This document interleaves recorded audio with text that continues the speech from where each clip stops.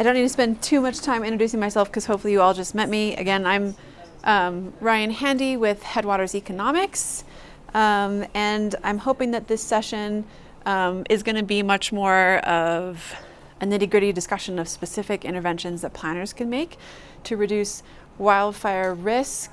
There'll be some rehashing of what you heard earlier, but my goal is to wrap this up with each of you doing your own wildfire risk audit. You're going to be my guinea pigs. I do an internal wildfire risk audit, and this is the first time that I've shared the audit with the public. So you all can tell me how it goes. So we are here today to talk about building for wildfires and how we rethink how our communities grow, our land use policies, and building codes in a fire-prone world. So again, I did just introduce Headwaters, but sorry, my slide wasn't working. For the benefit of you all, I thought I would go a little bit more into detail. There we go, now it's working. About who we are. So we're a very small nonprofit. We have 15 employees. We're based in Bozeman and Helena. And we essentially do three things. We do community assistance, which you heard me talk about, and I'll talk about some more. We also do a lot of economic research, particularly the impacts of natural resources on local economies. We do a lot of outdoor recreation economic research. We look at a lot of outdoor rec-oriented communities and what can make them economically sustainable.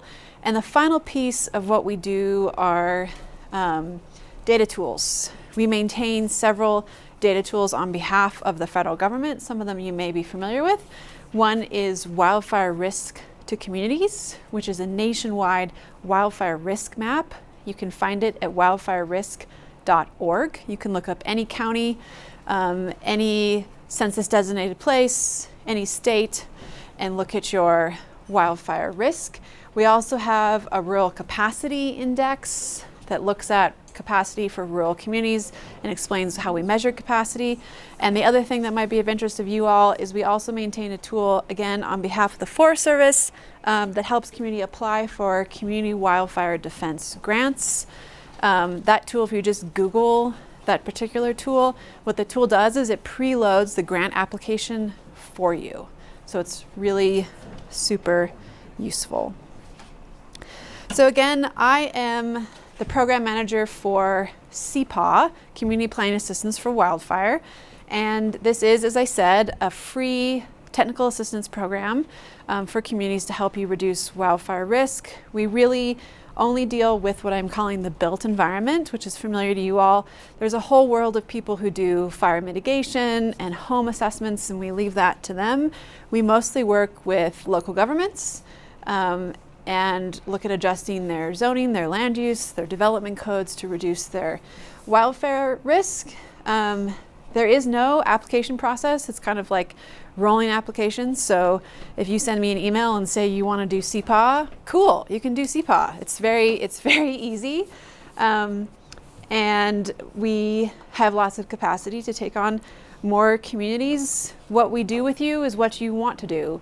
For example, in one community right now, I'm helping write a wildfire resistant landscaping ordinance. In other communities, we're passing their first citywide wildland urban interface code. One thing we do not do are community wildfire protection plans.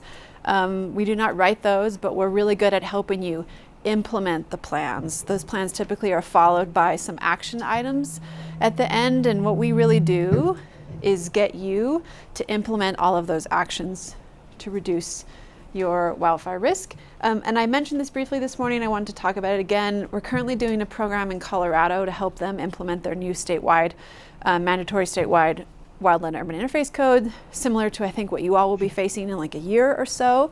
We're working with 30 communities. So yeah, the program I'm doing in Colorado, we're working with 30 communities in Colorado to help them implement the statewide WUI code. The program that we're doing there is only for rural and low capacity communities. So we're talking about communities that have no planners.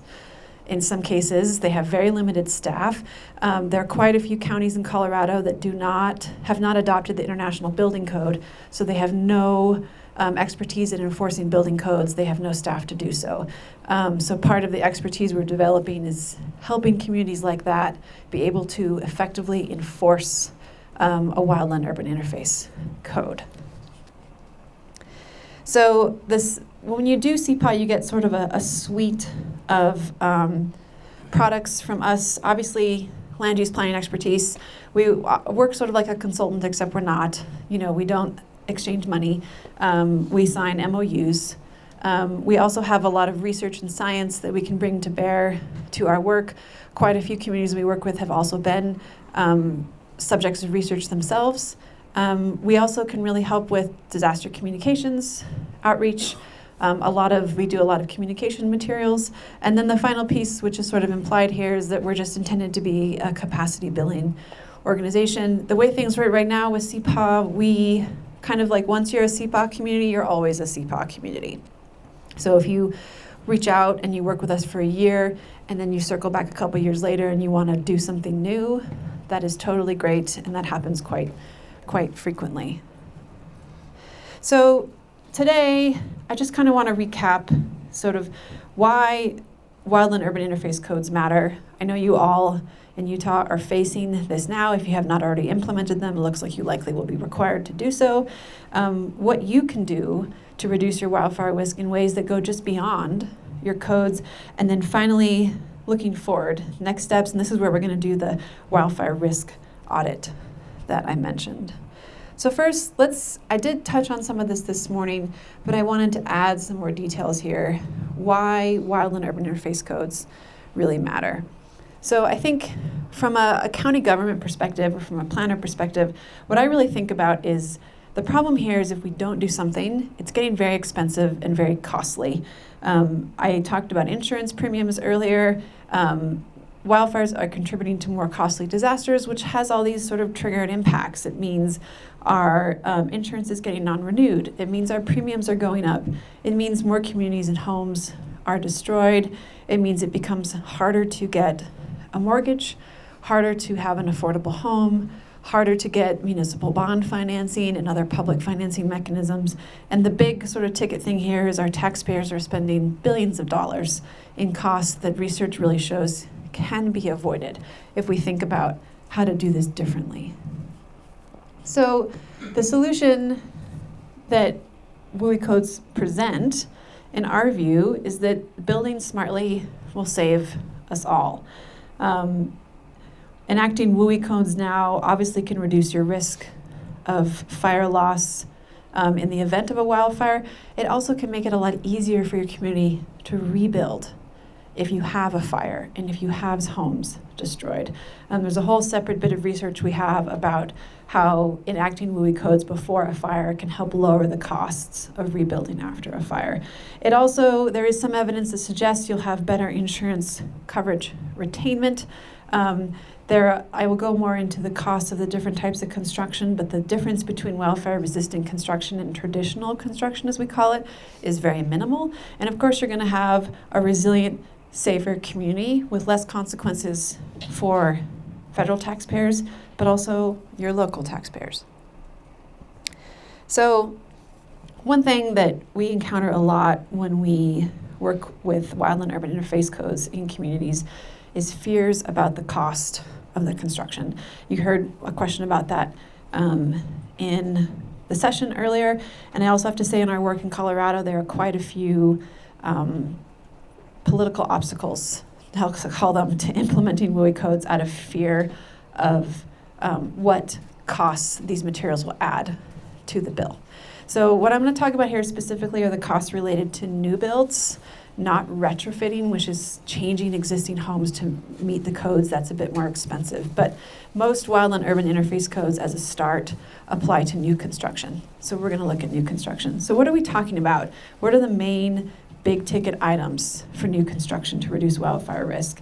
It's having windows and doors that are non-combustible, those dual pane windows I talked about, near home landscaping that won't catch your home on fire, a Class A roof, asphalt shingles count, eaves and gutters that aren't filled with a bunch of debris, and that aren't going to let a fire into your attic, and then exterior wall siding that is non-combustible, which just means it can't burn.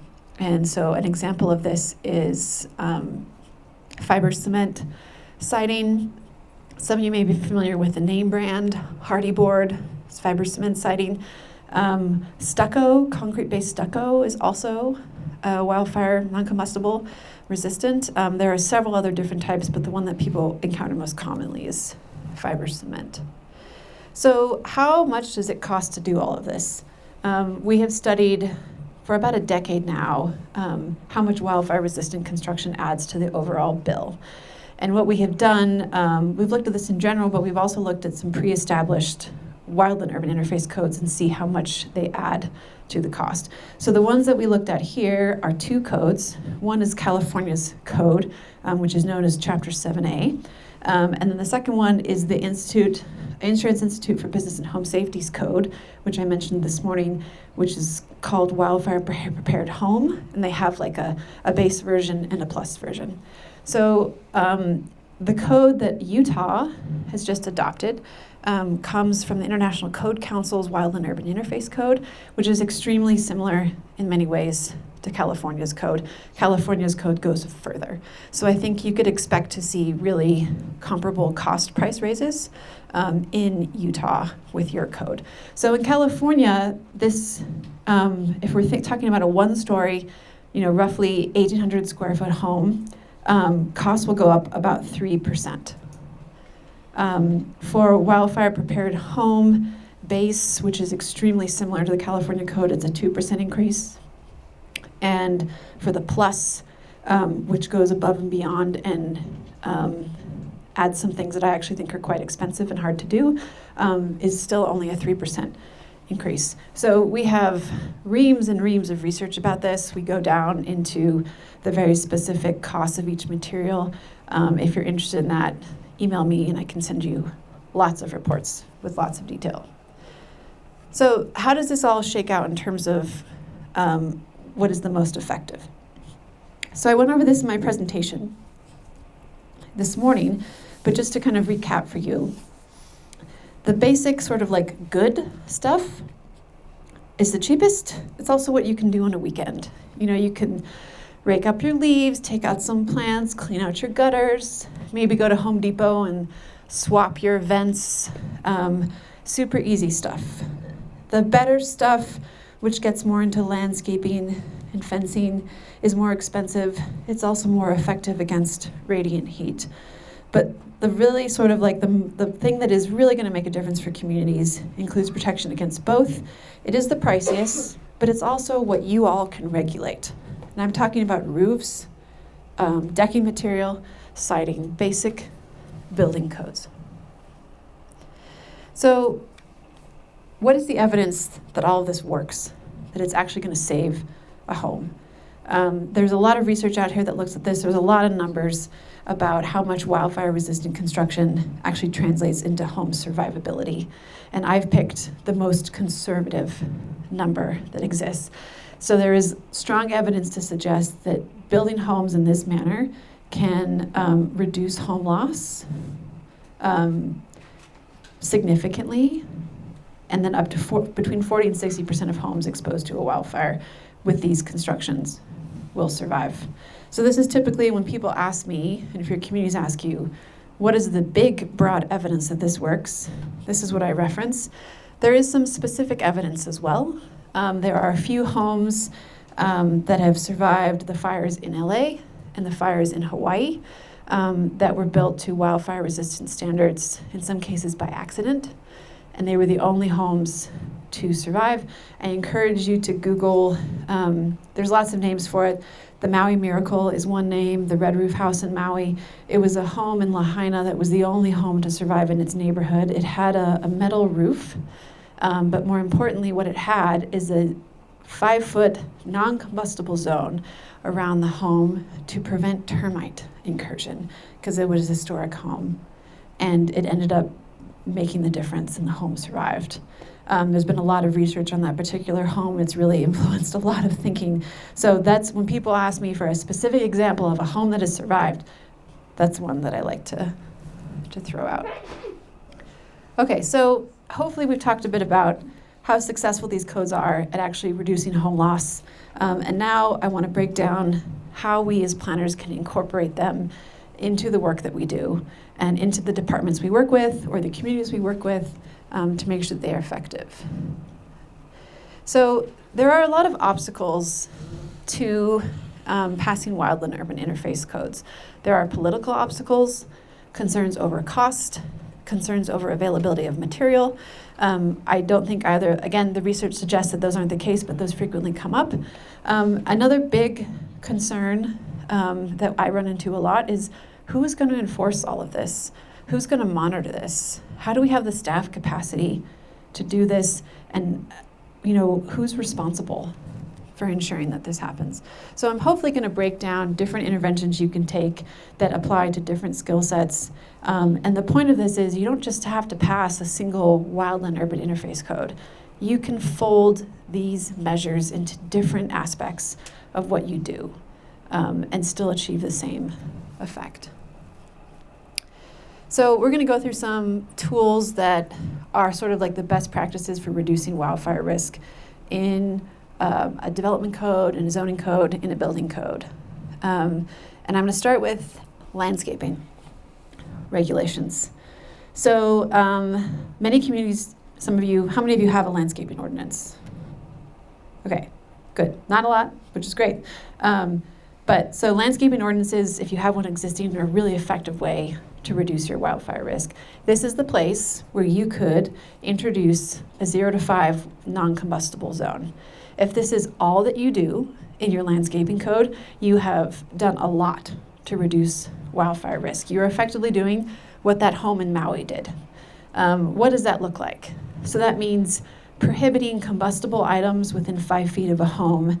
So although controversial, that means banning bark mulch just within 5 feet of a structure, allowing other things like squeegee, which is a type of like pebble, or like rock mulch, which actually is better at water retention. A lot of the landscaping principles that are aligned with xeriscaping match wildfire resistance really well. A lot of native plants are naturally more resistant to wildfire and are less flammable. So if you have an existing program that looks at, drought-friendly plants, water-friendly landscaping, that is a great place to introduce your wildfire resistant measures. Some of the landscaping ordinances can also introduce things like don't plant trees within 5 feet of your home, which honestly is just a good idea. Don't plant a tree within 5 feet of your home. As someone who had a tree that squished my main sewer line, we don't want trees that close. But there's also like other basic things you can do in here. Again, for new construction. A lot of people get scared that landscaping ordinances will mean they're going to lose all their street trees or they're going to lose a lot of their canopy coverage. And that's not going to happen. One thing to watch out for here is for those of you who have landscaping ordinances, how many of you prohibit people from removing trees? So that is not universally bad, but when it comes to wildfire, it can be tricky. If you have someone who lives in the wildland-urban interface and that tree that you're blocking them from removing is within 10 feet of their home, that's a fire risk. So you can make basic adjustments to your code that allow those trees to be removed for wildfire risk. It's a pretty simple measure, but you have to be careful that you're not essentially forcing people to have a bunch of burnable vegetation on their landscape. So this is really closely aligned with sort of like land use ordinances. Some communities deal with, fencing in their landscaping, some deal with it elsewhere. But there are a lot of other basic land use ordinances that can tackle this too. One is fencing and how you regulate fencing. Again, this is a picture of a wood fence. As I mentioned this morning, wood fences are highly combustible and are largely responsible for a lot of the urban conflagrations we've seen. But there's a quick, simple fix. If you just have people replace the single panel that attaches to their home, that's effective. So your land use ordinance can just say a single panel, which is typically like 8 feet, the panel that abuts a structure has to be non-combustible. So that can be a metal gate, it could be fiber cement. I would not recommend vinyl. I would not do that. And then the remainder of their fence can still be a wood fence. So it's a really good affordable way to also reduce wildfire risk. We have a really useful resource guide on essentially how to write landscaping regulations that reduce wildfire risk, including model language, steps that you need to do, and then examples of really great wildfire resistant codes from around the country. I highly recommend that you look it up. There's some 3 key points here that I wanted to mention. If you do nothing else, consider doing these 3. 1, establish some idea of defensible space in your landscaping code. This references what we call the Zone 1-3 structure. Zone 1 is the 0 to 5 feet from a structure. Zone 2 is 5 to 30 feet, and Zone 3 is 30 to 100 feet. So really just focus mostly on having as little burnable material within 5 feet of a structure as you possibly can get away with. Keep encouraging wood chipping programs. They're great, they get rid of burnable material, do them, but consider keeping mulch away from buildings. One community I'm working with is just banning mulch around a building, but if you have like a patch of landscaping really like 20 feet away from the building with mulch, that's fine. And then also, again, going back to the fence thing, fences have really been shown to be sort of like pathways for wildfire. So if you can think about non-combustible materials for screening, for fences or walls that are within 5 feet of a building or touch a building, that's really effective. When I'm talking about screening, I'm talking about using plants as screening. So if you think of like if you allow a row of juniper trees for screening, that's not a great idea. Juniper trees in particular, if you don't know, are sort of like cans of jet fuel. They're really oily, they're really flammable, they're very dangerous near homes. If you do nothing other than ban the use of juniper within 5 feet of a home, also effective, great.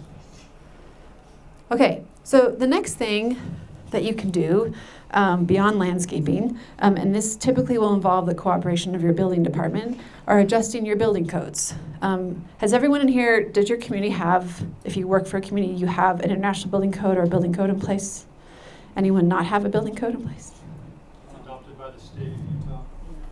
And so are you required to enforce it if it's adopted by the state of Utah? Okay. So you can think of these as additions to that. They're very simple additions. They are, does your building code require Class A roofs?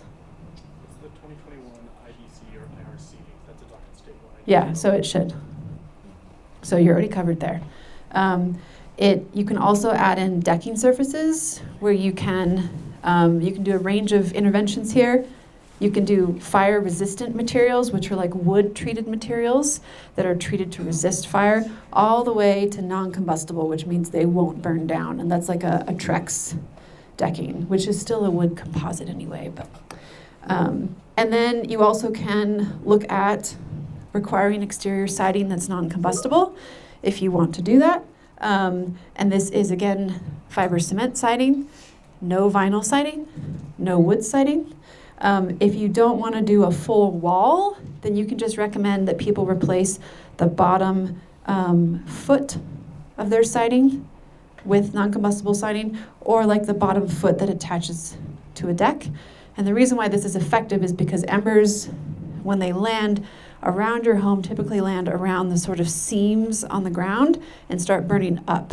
And so there's some evidence to suggest that if you have non-combustible siding panels at the bottom, embers won't travel. This also works with decks, by the way. If people don't have enough money to replace their entire deck with non-combustible material, then just replace like the first, even just like the first panel with non-combustible material is also proven to be very effective. So like really simple hacks that really will make a difference.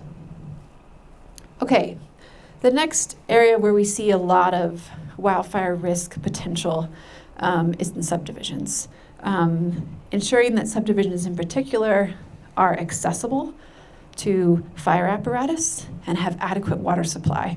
is a really big deal. A lot of you, if you implement basic building codes and the International Fire Code, you're already required to have roads that can handle fire apparatus and have water availability. Many communities require water availability demonstrations to be made before they approve of a subdivision. You all may do that. Just as an example, we do a lot of work in Hawaii, and Maui County permits subdivisions without any infrastructure overview. So you can permit an entire subdivision and get a building permit without looking at traffic impact studies or water availability or fire apparatus. So I'm assuming in here that no one does that. Don't do that. It's a bad idea. So a lot of what you can do with subdivision is make approval condition on them meeting wildfire resistant standards in terms of access and water. The other thing you can ensure is that subdivision design standards include wildfire risk reduction measures in both the building materials and the landscaping. So ensure that those are baked into the how the subdivision designed and built, or the CC&Rs. Finally, I want to talk about steep slopes. So the way fire works is it burns very rapidly uphill. Just the way things lean, fire can kind of chew its way uphill and eat its way uphill. So you have to be really careful about where you place homes on steep slopes or at the top of steep slopes. Fire will move up to them very quickly. If you already have a really steep slope in your community, you may already limit development in a steep slope area. I would very carefully look at the placement of homes in steep slope areas because they are more vulnerable to fire. You could, for instance, still allow development in those areas, but instead require them to have much higher wildfire resistant measures. So say like the rest of your community has to have a Class A roof, but that's it. But people who live within the steep slope overlay or the hillside overlay have to meet additional standards like non-combustible siding, wildfire resistant landscaping, that kind of thing. You could treat it as its own high-risk wildland urban interface area. So together, I hope this is like a good suite of actions you all can take to reduce your wildfire risk. The thing I really want to emphasize here is that this is not just the purview of the planning department. If you have a building department, it is going to involve your building inspectors and making sure they have the know-how and the capacity to inspect and enforce these. It also requires you as planners to pass new ordinances. It requires a lot of public engagement, education, and in particular, engagement with your elected officials. I have found in Colorado that the rubber really meets the road with the elected officials. The planners and the community can be completely on board with all of these measures, but they're not going anywhere if the people who pass things into law effectively don't understand the benefits and what you're trying to get at here. So I think what we're going to do next is the wildfire risk audit. As I mentioned, this is an audit that I use myself when I work with communities. Typically when you join CPAW, you get to do an audit, or I do an audit of a bunch of different things to take a look at how exposed your community is to wildfire risk. I have put this audit into an app that you all hopefully can do yourself. This is the first time I've made it publicly available, so hopefully there's no glitches. What you should be able to do is do the audit and then print a report, and it will have recommendations for you. So before we take some time to do that, though, I wanted to pause and see if there are any questions about what I've talked about thus far. Any questions about anything at all? Go ahead.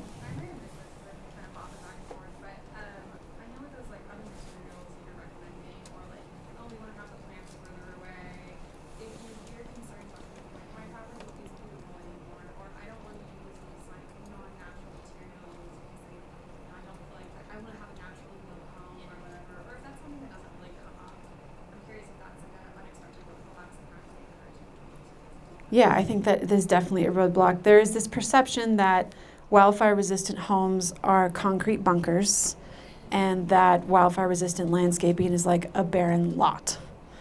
And neither is the case, neither has to be the case.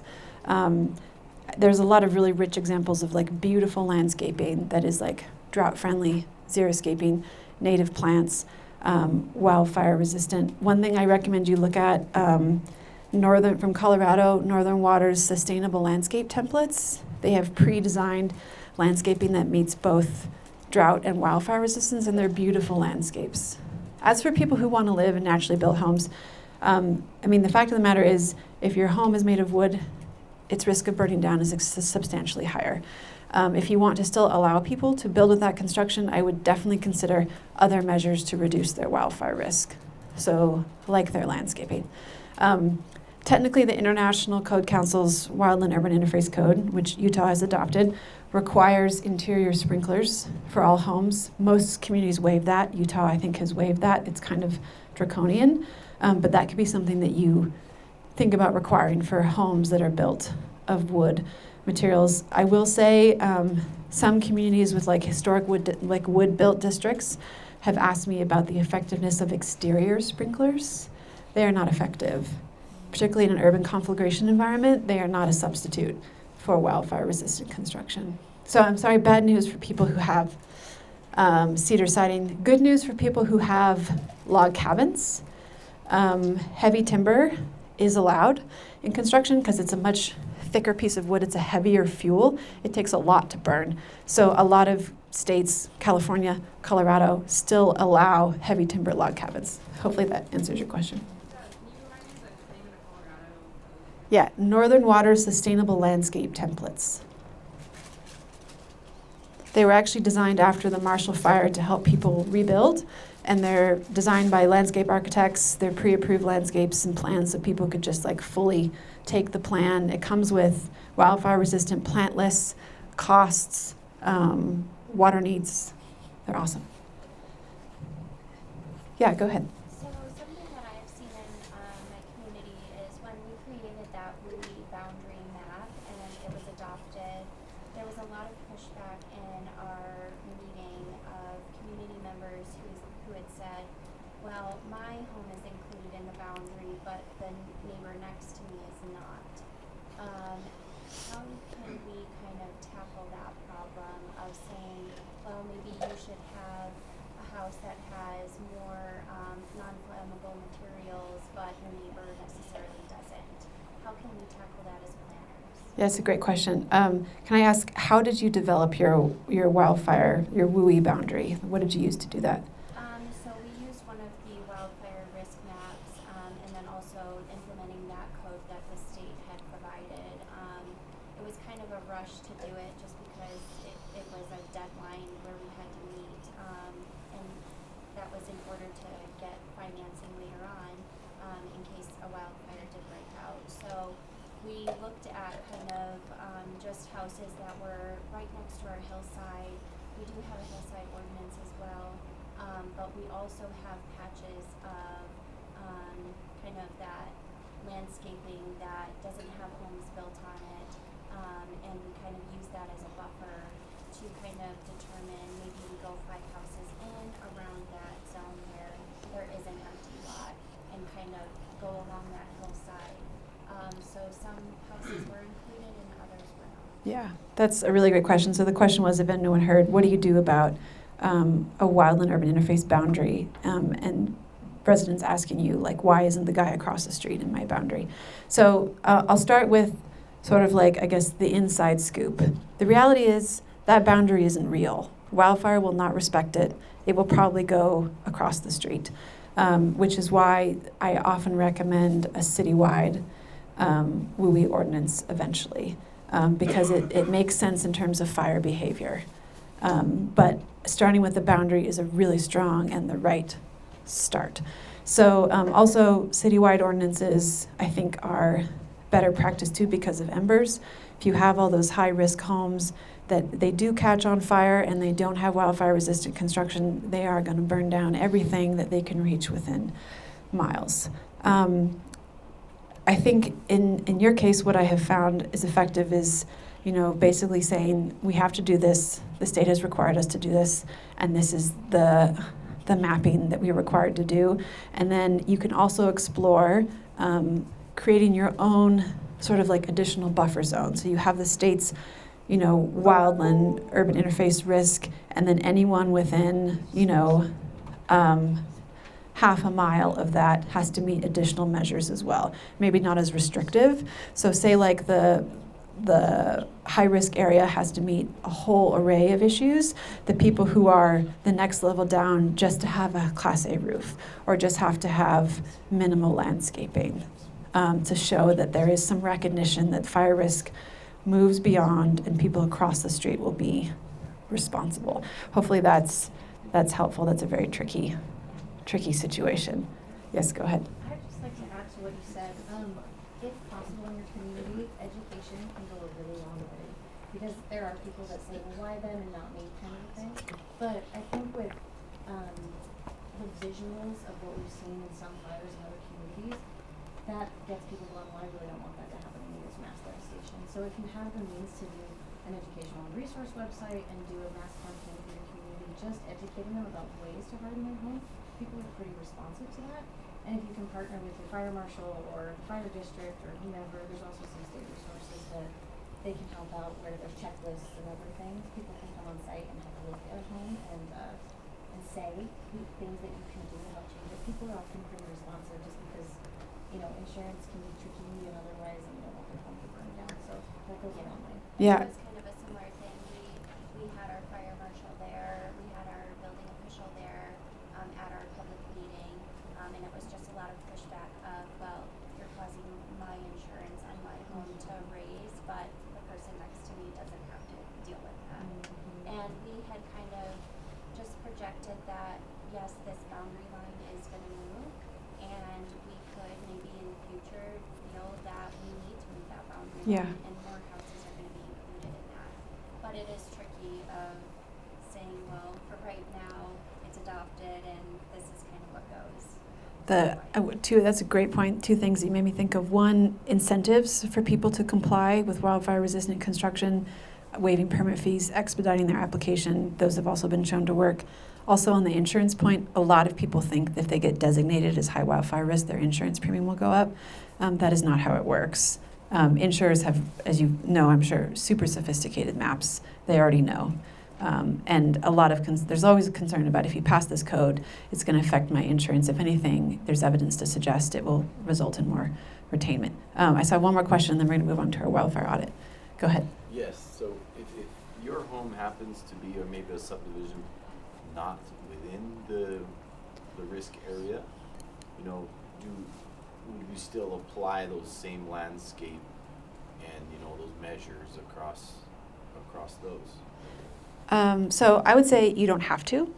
For political will, you don't have to. From a fire behavior perspective, I would recommend it. If you have wildfire risk in your community, your whole community is exposed to wildfire risk on some level, particularly if you have like gale force winds, a super windy day, a big fire takes off, the rest of your community is exposed to pain while the wind blows.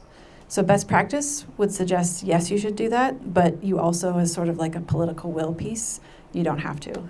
Hopefully that answers your question. Great. Okay, now we're going to try our wildfire audit. So just quickly, why do I do these? They help identify weak points in your codes. They give some recommendations for what you can change. They also help give a sense of your wildfire risk beyond your land use development code.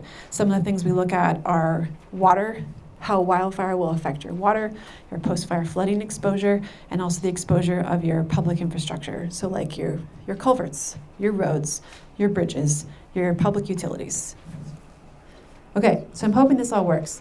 So unfortunately, you're going to need your cell phone and scan this QR code.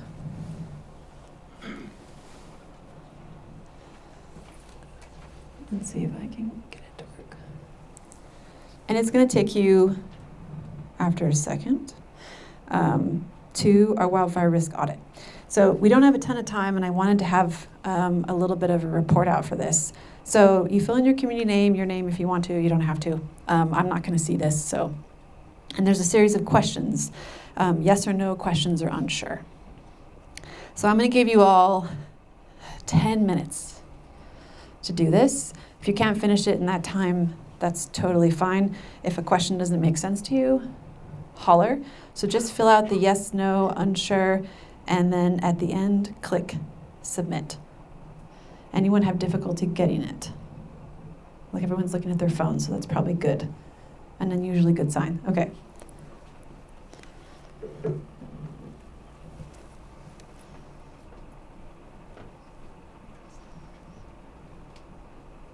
And if you don't know the answer to a particular question, just put unsure.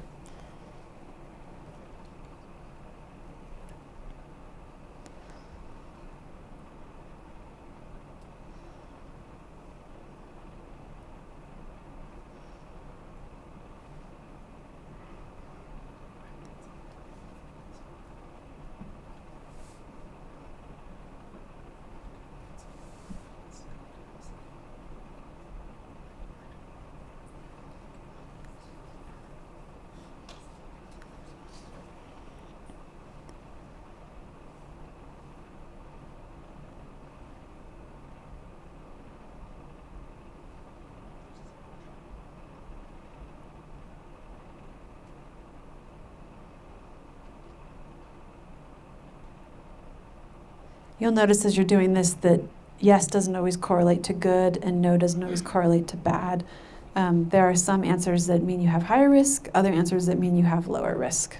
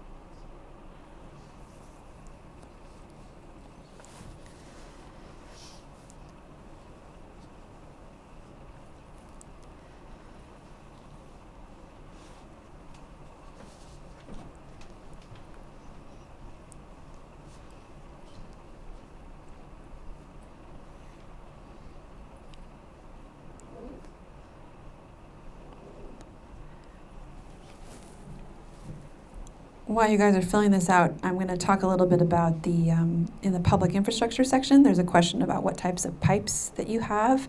If you haven't gotten there and you don't get there, that's totally fine. This comes out of a lot of research from urban conflagrations in California. There are essentially like two types of water quality issues that happen in wildfires. There's post-fire flooding, which affects water quality, particularly if you have a watershed that's been impacted by water. But the second thing that can happen is if you have a lot of home destruction, you have all of these essentially open water mains that have all these chemicals and ash and things leaching into them during an active wildfire. And it's been shown to dramatically impact your water quality. You also have a lot of pipes that are plastic and melt and are compromised and leach chemicals into your water system as homes are being burned down. So the recommendation to think about your main water line, what those pipes are made out of, comes from this research out of California that found that having PVC pipes that connect a home's water main to a municipal water supply can really affect water quality after a wildfire. What they recommend instead is a simple metal replacement, which in California is tricky because that goes against their sort of seismic standards. But that's why that particular measure is in here. It's intended to screen your exposure for post-disaster water quality exposure.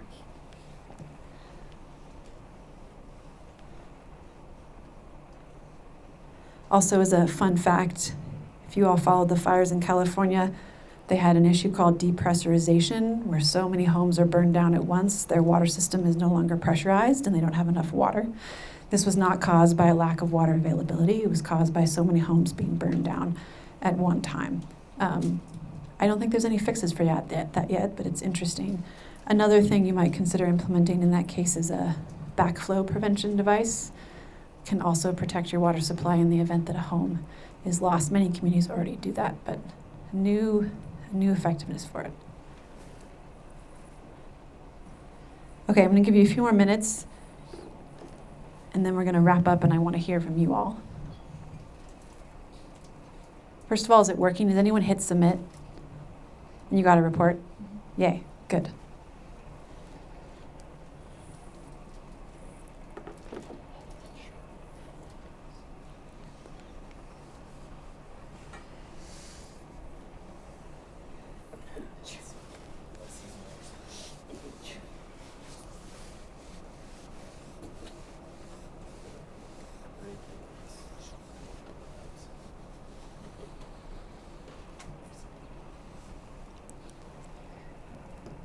So when you hit submit, you should see a report style pop up, and it rates your risk for each of the categories as a low concern, moderate concern, or high concern. And it should provide recommendations for every single answer that you provided and indicate which answer was the high risk answer. So if you answered, one question was, does your landscaping code allow combustible fence material? And you answered yes, that's a high risk answer. It means you allow combustible material. Okay, a few more seconds, and then I'm gonna call it.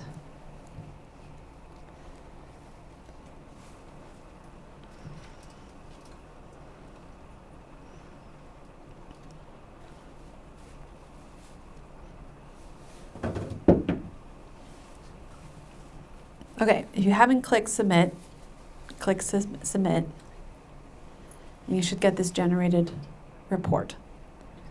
Again, we looked at risk across several categories. Your wildfire risk map, which the state of Utah has done for you, which essentially is a way for you to measure where your wildfire risk is or isn't. We also look at community plans, so that's your hazard mitigation plan, comprehensive plan if you have one, other different broad plans. Do you mention wildfire? Development codes and building codes. Do you have building codes that increase your fire risk or lower them? Historic preservation is one of my favorite, often overlooked areas here.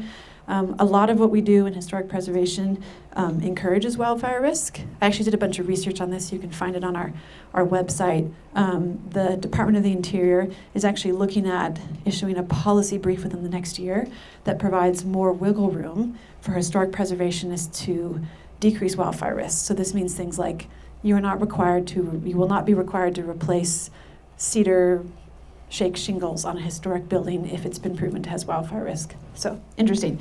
Design guidelines, often overlooked as well. We often require lots of materials in design guidelines that are not a good idea in terms of wildfire risk. A lot of wildfire risk can be lurking there. Landscaping ordinances, we talked about that. I talked a little bit about utilities and public infrastructure. Another big thing here is intended to screen for how susceptible your water system is to wildfire damage. How many people have municipal run utility in their community? So a few. So if, and do you happen to know, those of you, if you have one source of water or multiple sources of water? So if you have one source of water, you have a municipal run utility. If you have a wildfire that destroys the quality of your water, where are you going to get drinkable water? It's a huge problem, very common. Urban forestry, we talked a bit about this. In service of protecting our trees, we often increase wildfire risk. And finally, post-fire flooding. Utah is a leader here. The state has done a lot of post-fire flooding and debris mapping, which is really unique and very rare to do. So it's good to see that. Okay, so for sharing, anyone want to tell me one thing that surprised them in their audit that they didn't realize was a risk? Maybe there were no surprises, in which case that's a good thing. anything that you learned that you didn't know before? Go ahead. Well, the one was the fencing, because in our municipality we don't limit the material of fence or how close to the home it can be. Like you can have your fence enclosed with your house, and so that's especially with your presentation this morning, that's a concern to think about, and maybe some code to consider. Yeah. And again, it can be super simple. Just replace the one panel that attaches to a building or that's within 8 feet of building. And boom. That's it. Go ahead. I think the connection between wildfire risk and floodplain development surprised me, as like the post-disaster consequences. So, yeah, I just never really connected the two of those. Yeah, I've been trying to have communities connect this a lot. There are quite a few communities that haven't adopted their latest floodplain, which is, a difficult sign. Utah isn't quite here yet, but in Oregon, they regulate the channel migration zone, which is effectively, how much your channel can move, and that is proven to be a really effective way to predict post-fire flooding, too. Colorado also has started mapping post-fire flooding in addition to your floodplain. So while we don't specifically map post-fire flooding, floodplains are obviously the first place to go. Any other surprising takeaways? Go ahead. I was surprised by the question about a municipal run utility for treating drinking water. I answered yes, and it says that's a high risk answer. Is there a reduced risk if it's not a municipal? That's a good question. It's higher risk as a municipal run utility in this wildfire audit because that means essentially that it is on you to pay for equipment that will clean the water. And generally we have found that municipal run utilities have a harder time paying for infrastructure upgrades to clean the wildfire water. If getting water from like a big distribution system, they typically have more access to funding and capital, and they also tend to have more updated infrastructure, although not always. So not a perfect assessment of risk, but the thinking here is a lot of municipal utilities just do not have the money. They cannot raise the rates to cover the cost of equipment you have to buy after a wildfire to effectively scrub your water clean. So that was the thinking behind that. Great question. Any things that you disagree with that you thought wasn't a great measurement of risk or that you have a bone to pick with? Again, you're my first guinea pig audience. I do this all the time, but I don't do this with people like this. So go ahead. One that stumped me, I was doing it from the perspective of the county that we work in, is that there may be communities that have a municipal treatment and also in unincorporated areas. Maybe some subdivisions have a centralized water system or individual wells. So how do you, that seems a little bit more convoluted than just you're high risk or you're not. So that one, I think, from a county perspective might stump those that are filling out. That's a great question. So I think I could add more questions to reflect your water situation. Yeah. I will also say wells don't have the same exposure to wildfire quality issues like surface water, but that's something I probably could put in there. Thanks so much. I saw another hand over here. Go ahead. I have a question about, is your well surrounded by public land? That public land may or may not be in a wildfire prone area. In our case, it's on public land, but it's grassland. It's not prone to major wildfires. That's a great question. You also made me think people could have a water source not surrounded by public land too that still has high fire risk. The thinking behind that was that if you have a watershed or a water source that comes from National Forest Service land, you're entirely relying on the Forest Service to reduce your wildfire risk from a vegetation management perspective. So it's intended to encourage people to think about, the people who work up there affect down here. But that's a really great point. Any other? Yes, go ahead. My county is mainly septic, almost the entire county.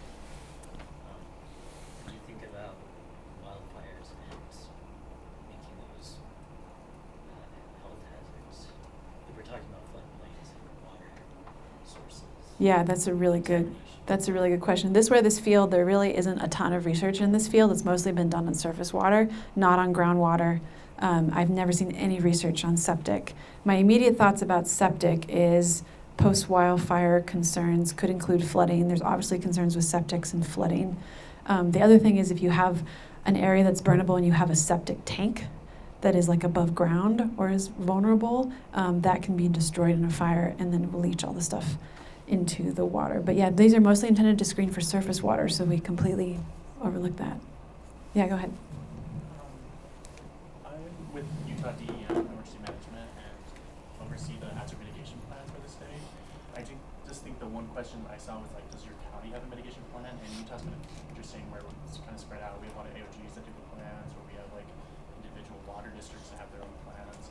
So I can see that maybe being a little confusing, but also as a plug, if you don't know if your community has a hazard mitigation plan, I'd be happy to let you know and make sure we get that figured out. Yeah, so your point is that it's not just the county that will have a hazard mitigation plan, there's lots of different. So having a hazard mitigation plan in which wildfire is mentioned on some level, that's a great point. Yeah, go ahead. Just another, when I worked for a community where we had wildfire, the issue was not necessarily flooding after the fire, but it was the debris flows Yeah. off the steep road. Yeah. Slopes that came down, wiped out subdivisions afterward. That's, I think, where Utah is a leader. They are mapping debris flows both preemptively and after the fact. The State Hazard Mitigation Office, I believe, they've done some debris flow mapping for a few communities. The thing that comes out of this is often sort of like infrastructure that you have to update to handle the debris flow. Then the tricky part is, okay, where do you find the money to do that? Particularly if you're doing it before the fact. There are a lot of federal grants available, hazard mitigation grants, as you probably know, afterward. But yeah, so I think I could reflect debris flow as sort of a separate concern. Yeah. One more question. What about above ground versus buried lines? So, as you probably know, a lot of major urban conflagrations have been started by above ground lines. I think there's a major effort by public utilities to bury the lines to reduce wildfire risk. That's a good idea. I think that's the way that most people, what most people recommend. Also, in terms of wildfire disaster and actually getting in and fighting an active fire, it's much more dangerous to have overhead lines for firefighters and can make areas impassable. Again, another challenge with that is if you have a smaller utility, how are you going to pay to do that? But I think best practice is now bury those lines. Thinking like subdivision design maybe could be something in which a community could pass requirements. That's a great point. Yeah. In case no one heard, looking at subdivision design requiring buried electrical lines. Yeah, go ahead in the back. Do you have any information on possible risks of like above ground propane gas tanks? Yeah. Or anything like that? And any possible solutions for that? Because we don't necessarily have any other options for that kind of thing. And do you not do, so if you have above ground, that means there's some reason why you don't put them below ground? I'm not sure, honestly. I just know a lot of people in my community. It's cost, yeah. already have an above ground. Yeah, this is, again, this cost is a tricky one. I think, as you probably know, above ground propane tanks during a wildfire are essentially like bombs. You can hear them exploding during a wildfire and going off with big booms. And they make communities that have them extremely vulnerable. If you can't bury them, one thing I would consider is your placement of them and having them a certain distance away from homes. I personally don't know the science on like when a propane tank explodes, how far can that explosion go? I don't know. But making sure that they are not in areas surrounded by vulnerable vegetation, not close to homes. I don't think this is done anyway, but don't enclose your propane tank with like a wood box. Some people do that to like hide infrastructure. They will also like hide their air conditioning with a wood box right next to their house. Also not a great idea. That's a big tinder box. So I just maybe would think more wisely about placement and requirements for what's around the tank in the meantime. That also with septic tanks I think is sort of an unexplored impact. Great question. Yeah, go ahead. I was just wondering if you could give us any more information about like wind as being a major factor in the community. Maybe not so much fire fuel, but Yeah, so well, just a fun, not fun, sort of tragic story. I was in Lahaina for work about a month ago, and as you may know, the downtown of Lahaina was completely decimated. Like, it's obliterated, it's gone. And next to it is a massive condo development with cedar shake shingle roofs. I mean, like literally across the street. And none of those units burned. Not a single one burned. And why was that? Because of wind and how the wind was blowing that day. So wind has, I guess, plays two roles in wildfire. One, it's extremely common during wildfire because of the weather patterns. Often what makes a wildfire spread is the wind.